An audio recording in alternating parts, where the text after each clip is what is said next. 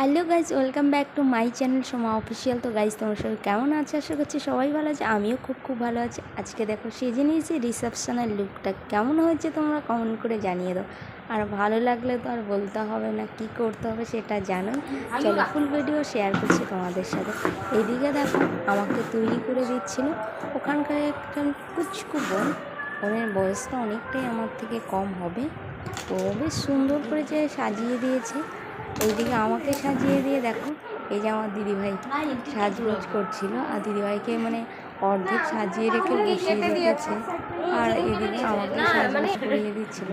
সেটা দিদিভাই বলছিল যে কখন যে এই সব থেকে মানে বেরিয়ে যাব, তো ওটাই বলে যাচ্ছিল। ফাইনালি দেখো সাজগোজ কমপ্লিট হয়ে গেল, একদম বসে পড়েছে। আর আমার বরের মুখে কোনো হাসিই নেই, কারণ জানো একটা কারণ মানে কী বলবো, একটা দুর্ঘটনা ঘটে গেছে। তো আমার দিদিভাইয়ের একটা নেকলেস হারিয়ে গেছিলো বিয়েবাড়ি থেকে।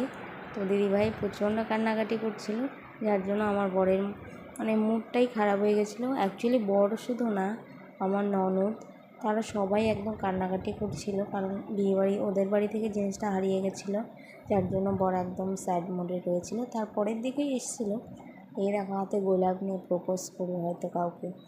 না সেরকম না। দেখো এই যে আমার বোনের মুখটাও কি স্যাড হয়ে রয়েছে, কারণ বোনেও প্রচণ্ড কান্নাকাটি করছিল জিনিসটার জন্য।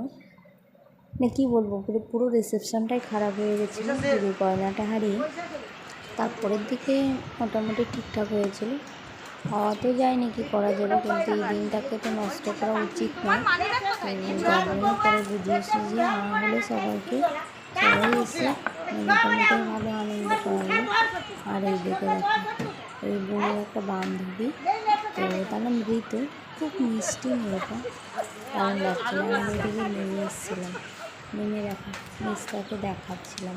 পিসিরা বসে রয়েছে, প্রত্যেকে প্রচণ্ড আনন্দ করে যাচ্ছে। বাট কী বলবো, আমার দিদিভাইটা এলো, ওটা হাসি ছিল না, কারণ তার গয়নাটা হারিয়ে গিয়ে সব কিছু মাটি করে দিল। আর আমার রিসেপশনে মানে সাজগুজি করেনি, কি বলবো, দেখতে পাচ্ছি। আর আমি ওদিকটা আমার আপনদের খুঁজে যাচ্ছি, কেউ ছিল না পাশে। তারা সবাই সবার কাজে ব্যস্ত, কেউ আসেনি এখানে। আমিই ছিলাম একা একা। আমি ওই জন্য রুমে চলে এসেছি, সে মানে এসেছিলাম দিদিকে দেখার জন্য। ওকে দেখলাম দিদির উপরে রয়েছে, তো সেখানে দেখা করে আবার চলে আসলাম কিছু ফটোশ্যুট করতে। এটাও একটা ননদ, এটা আমার নিজের ননদ বলো। আর বাকি সব ফটোশ্যুটগুলো করা শেষ করেই বেশিক্ষণ লেট করিনি, চলে গেছিলাম ওপরে, কারণ সবাইকে নিয়ে আনন্দ করতে ভালো লাগে, একা একা ভালো লাগে না। কিছু ফটোশ্যুট করে নিলাম, আর ফটোশ্যুটগুলো শেষ করেই মানে চলে গেছিলাম। তারপরের দিকে তোমরা বলছো যে তুমি একা একা শ্যুট করছো আর বাকিরা কেউ নেই, সবাই ছিল ফটোশ্যুটে।